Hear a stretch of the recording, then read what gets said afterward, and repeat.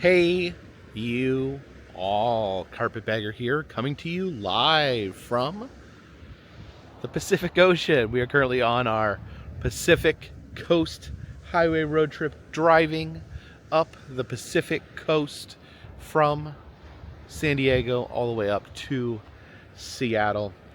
And today we are in Half Moon Bay, California. I came here because I heard there's tide pools down there. I wanted to see some tide pools.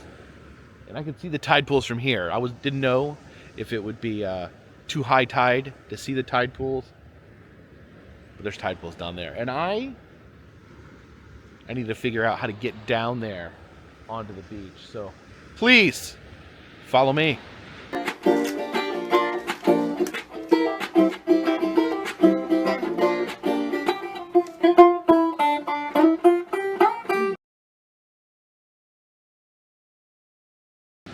Now, there are some pathways down here, but they look awfully scary. I don't know if there's a better way to get down there. I saw some people down there. I don't know if I want to scale down the... Okay. Oh, there's a bunch of dogs. There's dogs coming out down there. A lot of dogs coming out down there. Look at all those dogs. Okay, those dogs had to come from somewhere. Let's, there's a lot of dogs on the beach. Wow. Yeah, maybe, did they come down right there? I'm gonna walk over there and see. Okay, there's a person with those dogs. So they must have walked down. I'm gonna walk over there and see if there's a way down. It's a lot of dogs. There is 6, 7, 8, 9, 10, 11, 12 dogs. There's a person walking 12 dogs. Yeah, let's see. It was over here. The dogs came down. Yeah, actually some pretty scary cliffs over here. But looks like this is where the dogs came down. So there is a little bit of a path here. Be super careful though. Oh yeah, a little tunnel down here. It'll get us to the beach. Try not to fall. A lot of times that's loose dirt, I found out, will slide out from underneath you. So you gotta be really careful.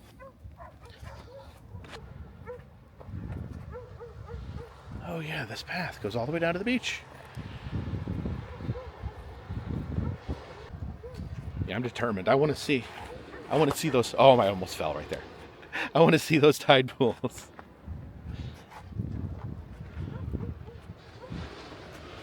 Oh, look at this. We actually have a rope here. You can hold onto the rope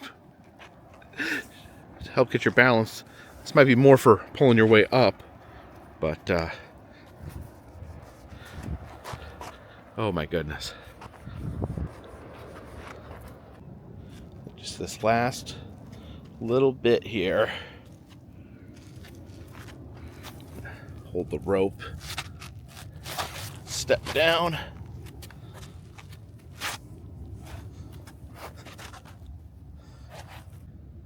And we are on beach. Let's go see those tide pools. I must say, the fact that the beach itself is hard to get to, it's kind of nice in a way, because you almost have the entire beach to yourself. There's only like 3 people and 13 dogs down here.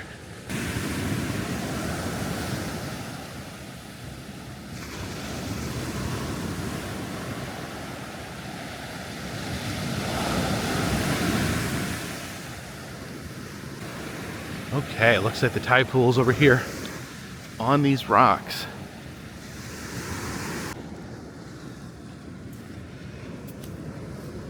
Yeah, you can see the plants.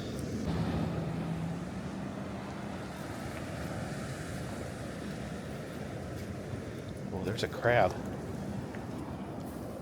There's a little crab down there. Oh yeah, this one's got an anemone right there. So use the touch tank rules. Gently pet with 2 fingers.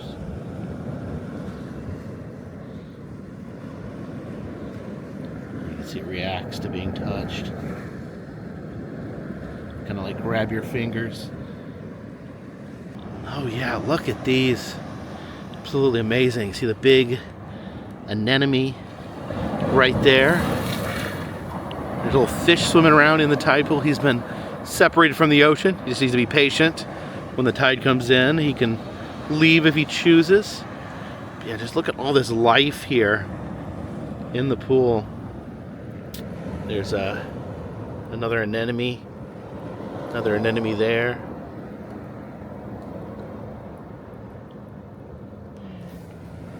Yeah, absolutely amazing. The life here along the ocean. There's a bunch of anemones in the pool. You can see these are all mollusks there along the rocks.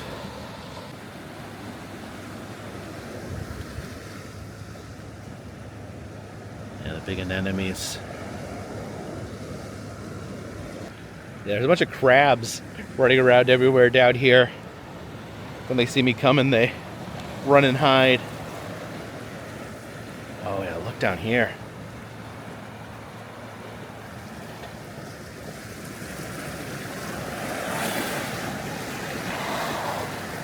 It's a big crab. Hey, crabby.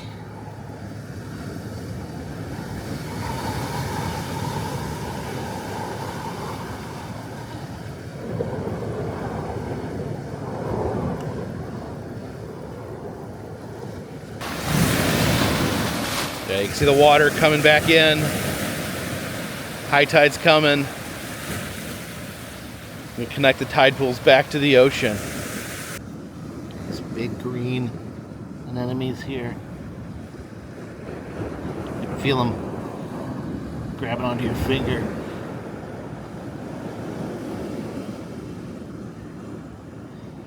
I'm assuming touch tank rules apply here.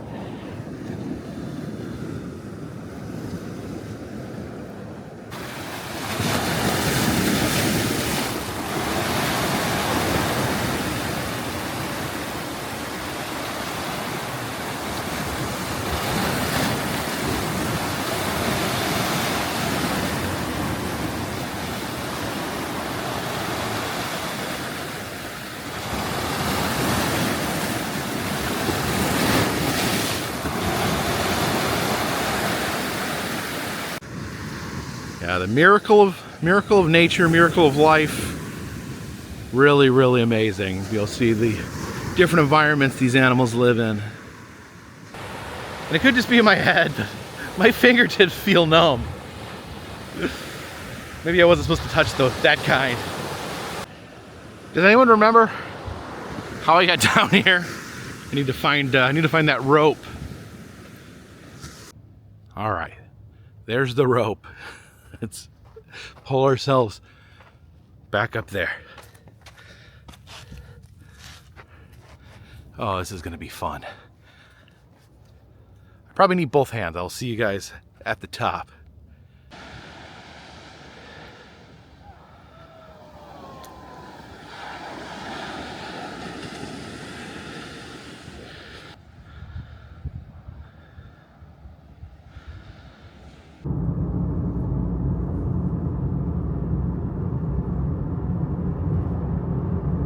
We stopped here to see the Point Monter Lighthouse. That's a model. That's not the lighthouse. I guess the lighthouse is through these gates. Let's see here. Okay, it's open. So it says here, before we enter, before we go down there, we have to sign a waiver. There's a QR code, so I'll get that signed and we will be on our way. And here is the lighthouse. Of course, you can see those rocks down there. The lighthouse here to warn passing ships not to smash into those rocks. Now it says here the old lightkeeper's house is actually a hostel. Now you can actually stay here at the lighthouse. It looks like a little path here where we can look out onto the coast. Oh yeah, there's a lot of rocks down there. Yeah, definitely don't want to smash into those. Good thing that there is a lighthouse here.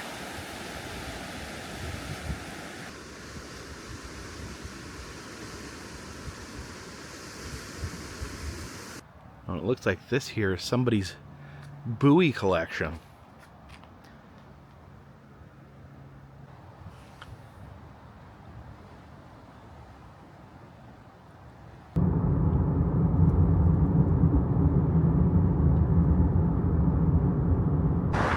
Stopped off here to get a look at the Devil's Bunker, and there it is, high above the sea, the Devil's Bunker.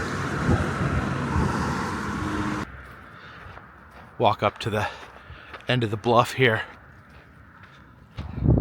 Oh my gosh, look at this. This thing is crazy looking. So there it is, the Devil's Bunker. This was a World War II era observation point built out here, and apparently there was a much bigger hill here that it was built on, and that's worn away over the years since World War II. And man, it looks like that is ready to fall into the sea. That is pretty terrifying there. Definitely looks like if the devil had a beach house, this would be it. Yeah, we are quite a ways up here. Look at that. That would be like, yeah, the little window there would be the lookout point. You can see how much the hill has washed away there. There's almost nothing holding up the observation deck.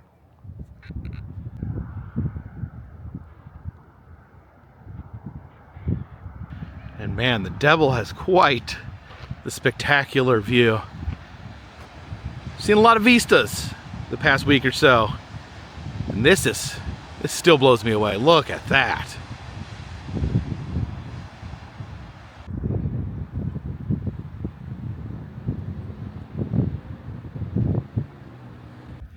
And it looks like some people have climbed up inside the Devil's Bunker there.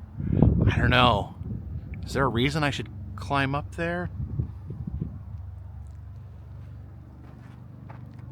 It's a moral dilemma. It wouldn't hurt to take a peek though, right?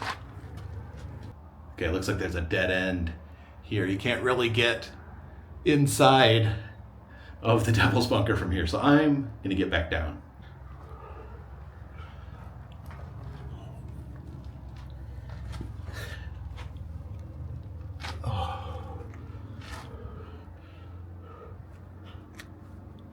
There we go. Devil didn't get me.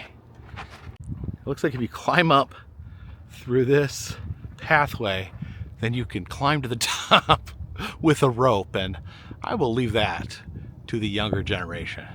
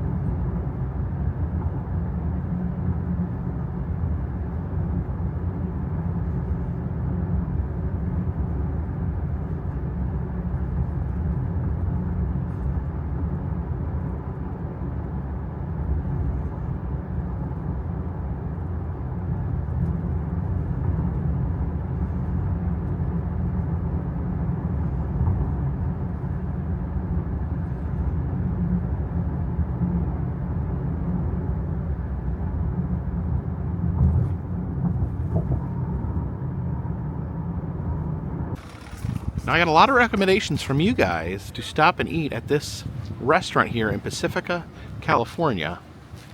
Taco Bell. Yes, there's a Taco Bell on the beach here in Pacifica. Yeah, this may be the only place in the entire world that you can dine at Taco Bell on the beach. It's been a very long time since I've been excited to eat at Taco Bell. It looks like the menu itself is pretty much exactly like any other Taco Bell. Although they do have a full bar here in the Taco Bell. We enter an order here on this touch screen. I'd like to dine in. And okay, it does look like they have a cantina menu. See if they have special items. Let's see, a cantina chicken soft taco, cantina chicken burrito. Not sure what makes things cantina, but I guess we'll get something off this menu. Try the cantina chicken bowl. And here we are, dining on Taco Bell at the ocean. And here's my Taco Bell feast. I got the cantina bowl. And again, I don't know if the cantina menu is actually at every Taco Bell or not, or just the cantina locations, but they're all chicken dishes. So this is the chicken cantina bowl. There's the cantina chicken taco. It looks like it's got a little bit of cabbage on it. And then this is a cantina quesadilla. Heard the Taco Bell tastes better by the sea.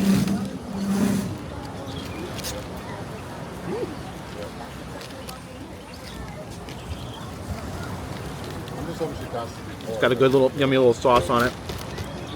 Yeah, it's pretty good. I don't know if it's the sea making it good, but that's pretty good. The cantina bowl, we got a wooden spoon here because we don't want to get plastics in the ocean. Yeah, it's got like a bunch of, it's got guacamole. It's got this like tangy sauce, sour cream, beans. Yeah, that's pretty yummy. Okay, is this a Monday through Friday situation? The cantina quesadilla comes with a little guacamole to dip in. Is she being obtrusive or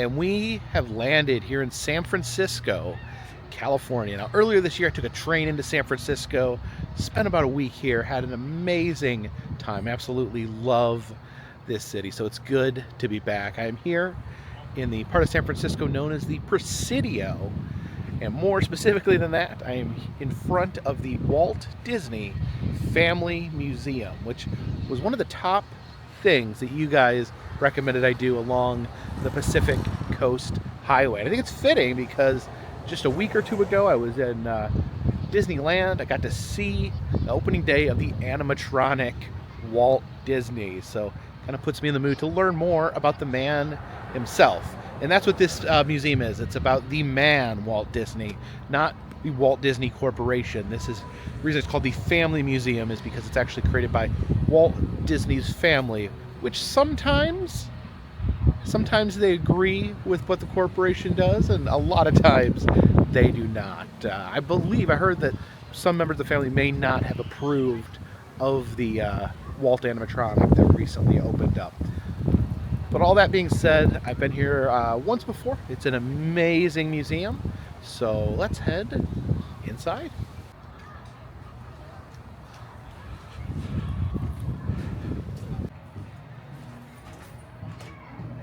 We start the museum here with all the awards that Walt won in his lifetime.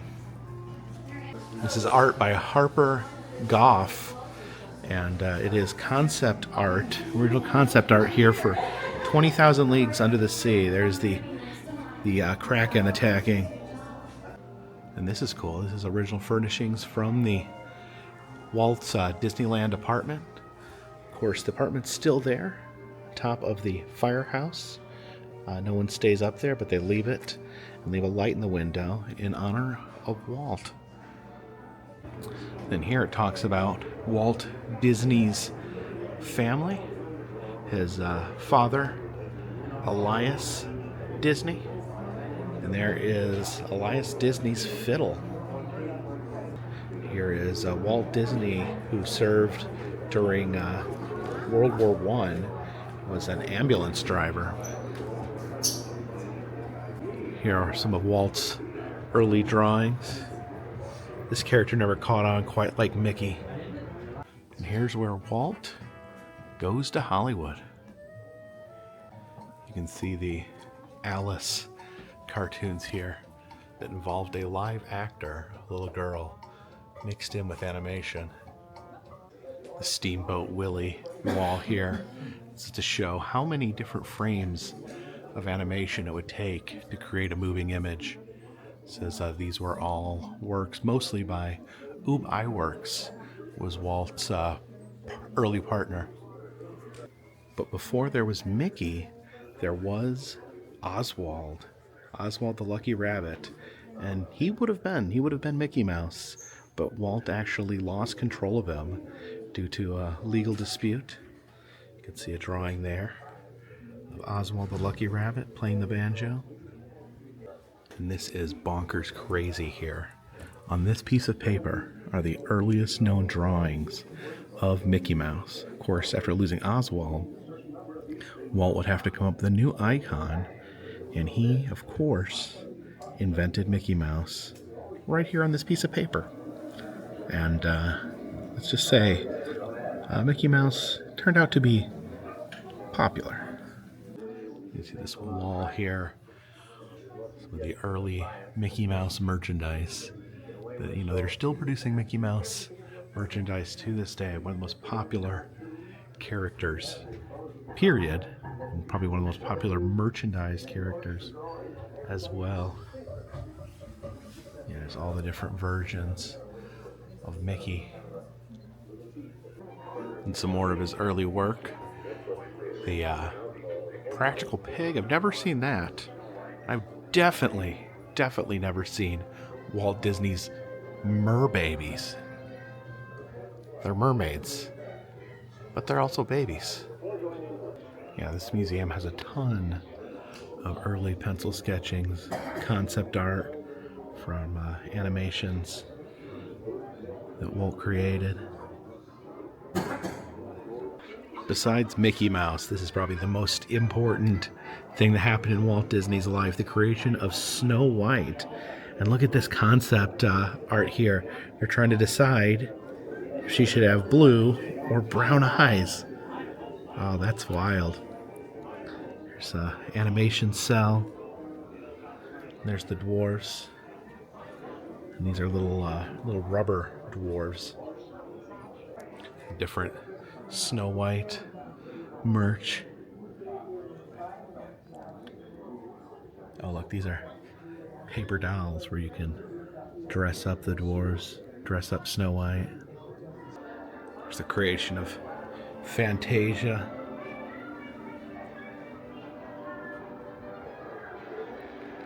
This section talks about the 1941 animators strike from the Disney Studios, which Walt said was the most disappointing period of his life.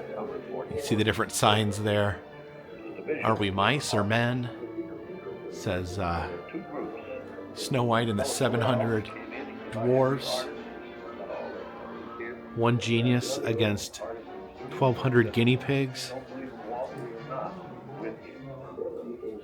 And this is an interesting period in Walt Disney's life, where they made several movies helping promote South America.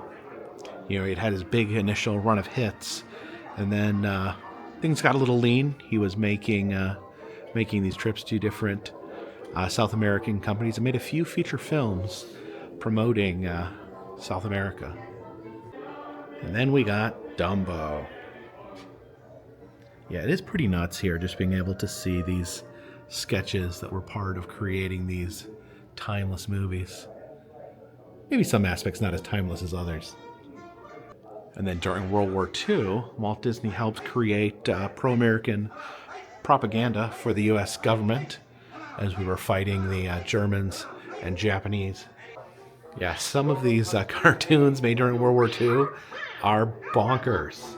And you can, I think you can watch some of these on YouTube. This is De Fuhrer's Face, starring Donald Duck. Look up this one. This one is bonkers.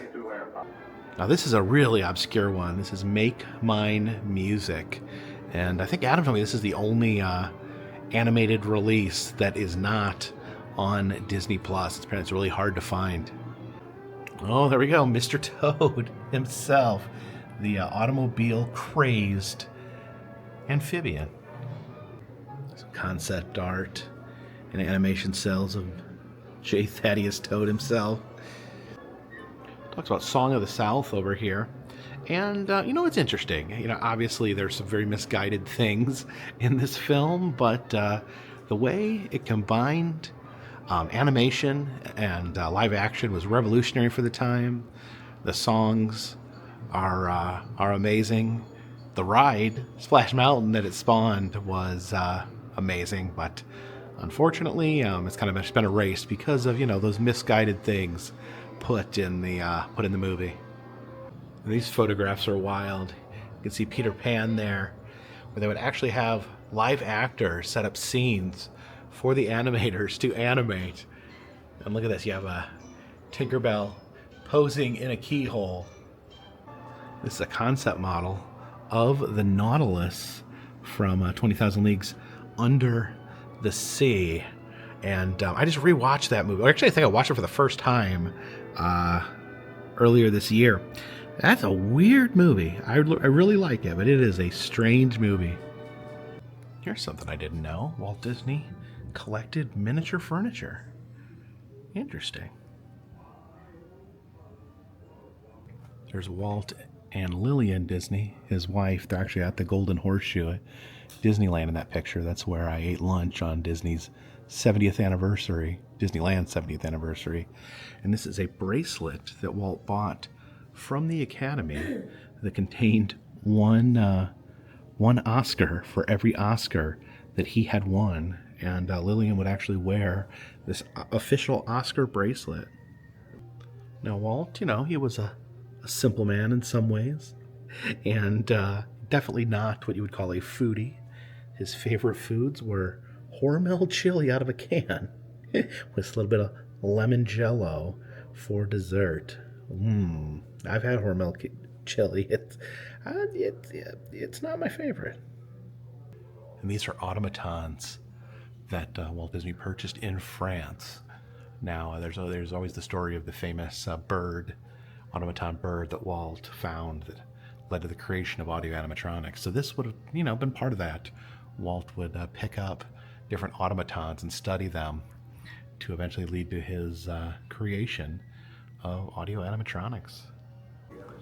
This beautiful glass hallway here, you can look out into the bay. You can actually see the Golden Gate Bridge right there. Now this is an amazing relic. This is an amazing thing.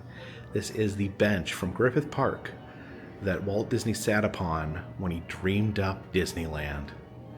So Walt would sit here on this bench in Griffith Park in Los Angeles, and from this vantage point he would sit and watch his daughters on the carousel, and he thought to himself, I shouldn't be sitting on this bench.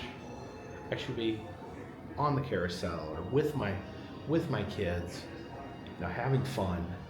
And then it got the wheels turning, and he thought up Disneyland, where the whole family could get on a ride. The whole family could get into a dark ride, get on, climb into Dumbo. And, he made it. He did not make Disneyland for kids. He made it for kids and adults that could experience it together with their friends and loved ones. And here's Zoros Saddle, which Walt Disney basically owned by accident. There was a raffle. They're raffling off Zoros Saddle. Walt paid $2 for a raffle ticket and ended up winning. We head into this section, which is my favorite part of Disney, and that is the theme parks. Quote from Walt himself there: "I have always loved trains." Now, one of the first things he said about Disneyland is he wanted a train to go all the way around it. Now, this miniature train here this was Walt Disney's personal train. He would actually ride on this. You can see there's a saddle there.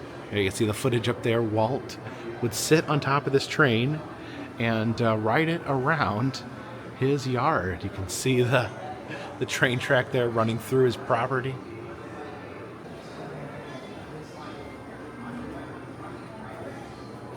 This is the original model of the Fantasyland castle. So the Sleeping Beauty castle at Disneyland was based off of this model. That is crazy. And the castle's even a little bigger than this model. I love this map here of Disneyland. Not 100% sure exactly what era this is, but yeah, you can see it's actually some of it lit up right now. It seems like it goes through day and night cycles. You got Space Mountain there. Well, there's a Carousel of Progress back when that was at Disneyland. You can see the People Mover over there, as well as Autopia. Oh, it looks like there's some boats there under Autopia. That's not there anymore. There's a submarine, and of course the Matterhorn. Oh, it looks like the sun's rising. And there's Fantasyland, all those great dark rides in that area there. There's the storybook canals. You got Small World over there.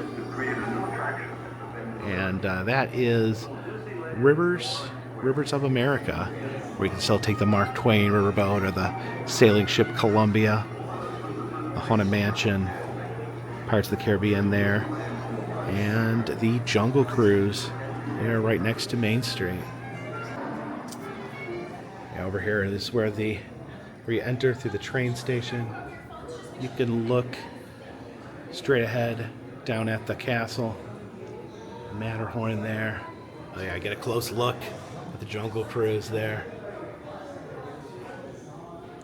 Yeah, I don't know what year this is, but pretty similar to what it is today. Disneyland doesn't change all that much. You've got Galaxy's Edge over there somewhere, but we won't worry about that. Oh, one of my favorite things, the end of the train ride where you see the Allosaurus fighting the Stegosaurus.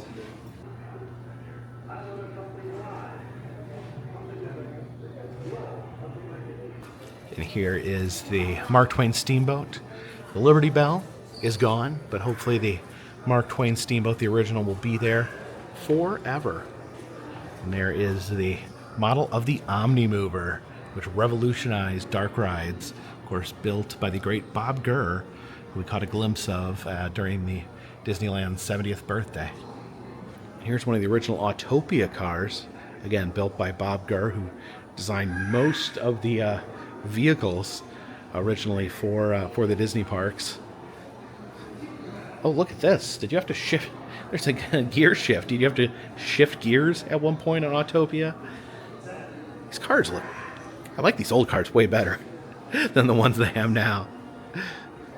Down here, some of the original Disneyland ticket books. You know how it worked back then? It wasn't all inclusive. You had to buy a little booklet. The rides were ranked and how awesome they were. So you had A, B, C, D, and E tickets. And E tickets, those were the ones you want. That's an E ticket right there. That gets you on all the greatest rides, all the greatest attractions, which according to this is the Jungle Cruise, the Tiki Room, Pirates of the Caribbean, Haunted Mansion, the Pack Mules, back when you could ride mules at Disneyland, Sailing Ship Columbia, or the Mark Twain, Small World, or the Matterhorn, Submarine Voyage, or the Monorail. So those were considered to be the E attractions of the original Disneyland. Talks about the Mickey Mouse Club. See the Mickey Mouse Club Viking horns there. That hat there, that iconic eared hat. And I guess this is a Donald version. And everything comes back to the World's Fair. Of course, all the greatest things ever invented were at the World's Fairs. This talks about the 1964 World's Fair and Walt Disney's contributions. You know, this is actually one of the only World's Fair sites that I've not been to. One in New York City. Definitely need to get out there next time I'm in town. Of course, some of the current attractions at the Disney parks debuted at the 1964 World's Fair, including the Carousel of Progress. And anyone familiar with the ride would recognize this as the final scene. And Great Moments with Mr. Lincoln debuted at the fair in the Illinois Pavilion. Of course, this was a big deal at the time. People weren't quite sure about having a dead person brought back to life as a robot. So kind of ironic it's come full circle that Walt himself is now an animatronic. But we can see a little bit of Mr. Lincoln's rib cage there, some of his robotic skeleton. And the Pepsi Cola Pavilion had the debut of It's a Small World. You can see the cutouts.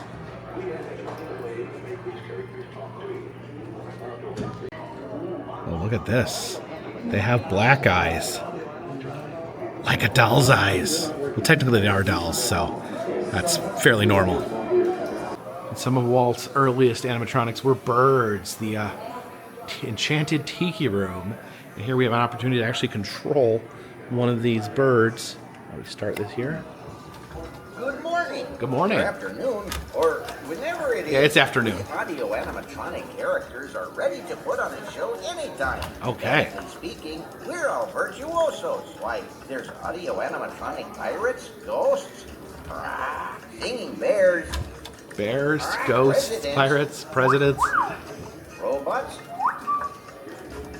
elephants, and space aliens. Not to mention tiki birds. Walt Disney wanted to create all sorts of characters for his attractions and shows. Audio animatronics characters are a personal dream of Walt's that really came to life, as you can see. Now, rock my body forward. Rock his body forward. Now There we go. Then you make my chest puff. Chest puff. There we go. Breath of fresh air. Chest puffing. Can you turn my head left and right? Turn head left and right. Excellent. There he goes. How about opening my beak? Opening the beak. Move the beak. You put the words right in my mouth. You're a beak, real beak. animator. There we Now, go. Let's see what you can really do. All right, now it's freestyle. Freestyle time. Freestyle bird time. Oh. Let's get him to talk. Beak. Activate beak. There we go. Puff out your chest. Puff out your chest. Beak, beak, beak. Oh, rock back and forth. There we go. Here we go. And now, it's showtime. Showtime. In the tiki room. You hear some of Walt's personal effects. It's his bronzed hat. His bathroom bag there. Got to keep that mustache looking good. And then this is the box he kept on his dresser with cufflinks, his watch, drawings from his children. Oh, some glasses, camera he traveled with. And when Walt passed away, different newspapers around the world had cartoons of his characters crying. There's Mickey Mouse crying. Also, the world itself is crying.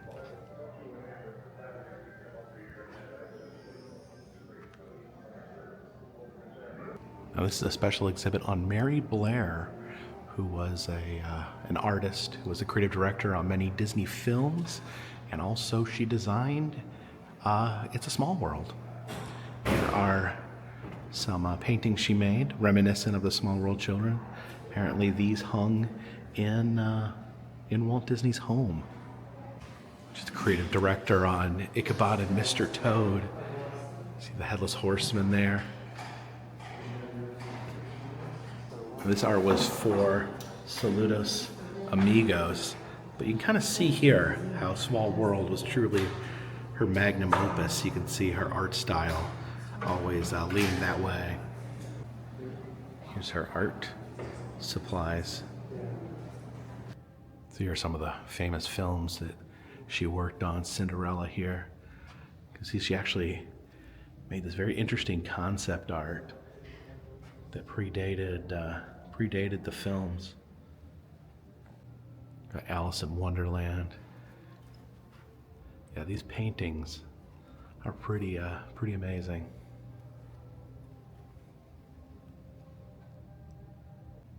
Then Peter Pan.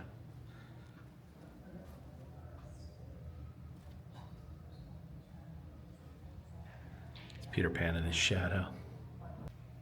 And these are the concepts for It's a Small World. Amazing classic dark ride.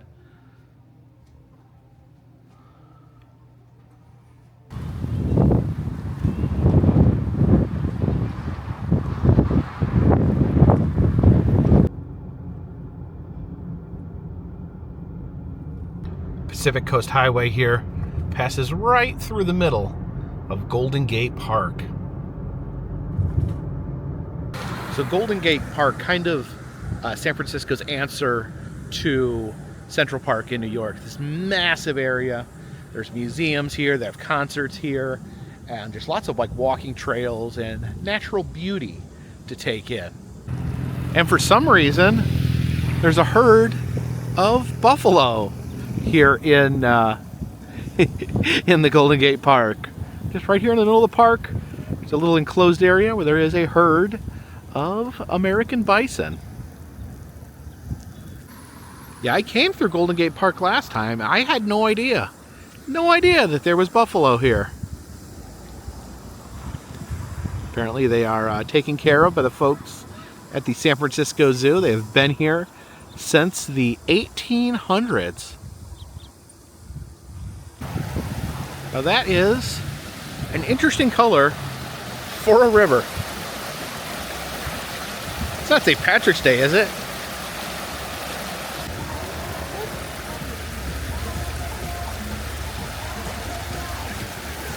And here's the newest piece of art here at Golden Gate Park. This was unveiled just very, very recently. This is Naga. It's actually originally from Burning Man and now installed permanently here at the Golden Gate Park. You can see Naga swimming through the pond here. That's pretty impressive. Little jars of different things. The astrological chart. Interesting. Tarot cards in there. Interesting.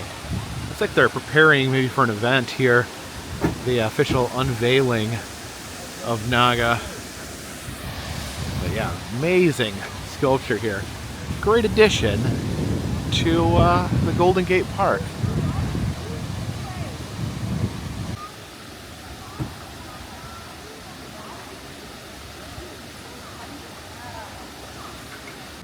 Uh-oh, coyote alert. Better watch out. You don't want to pet that dog. In fact, he'll actually eat your dog. The Queen Wilhelmina Garden here. Some beautiful flowers here in the park. In addition to the beautiful flowers, also a towering windmill here. Yeah, from here you can see that windmill peeking out from above the trees.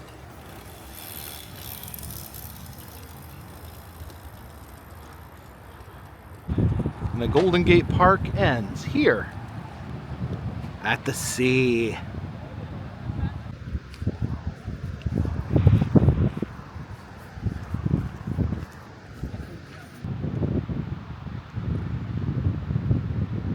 Look at this enormous beach raven.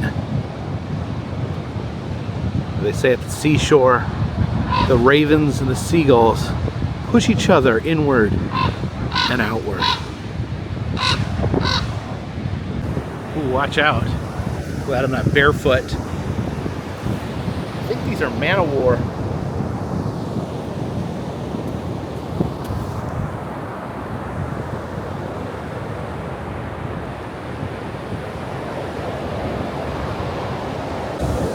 See these massive cargo ships heading out to sea.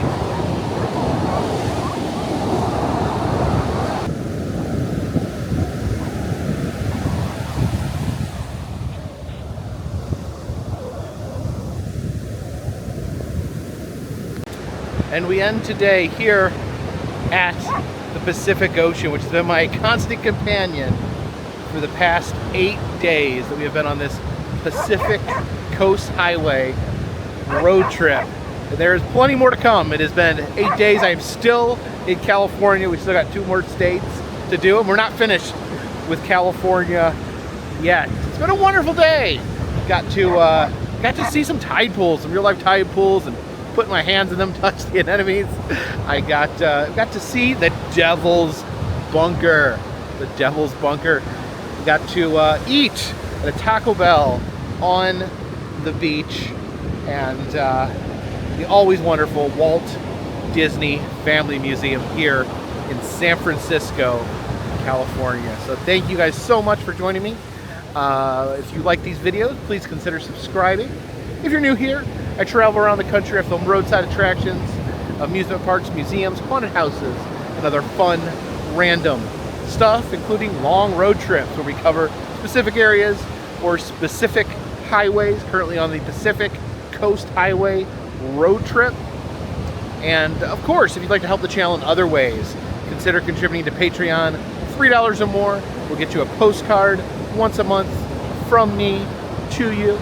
Also, in the souvenir shop, in the Etsy shop, we are selling enamel pins, pressed pennies. Of course, I've been collecting a lot of pressed pennies on this trip. If you want to get a pressed penny with my face on it, you can get that down below in the Etsy shop. Also, doing personalized messages on Cameo.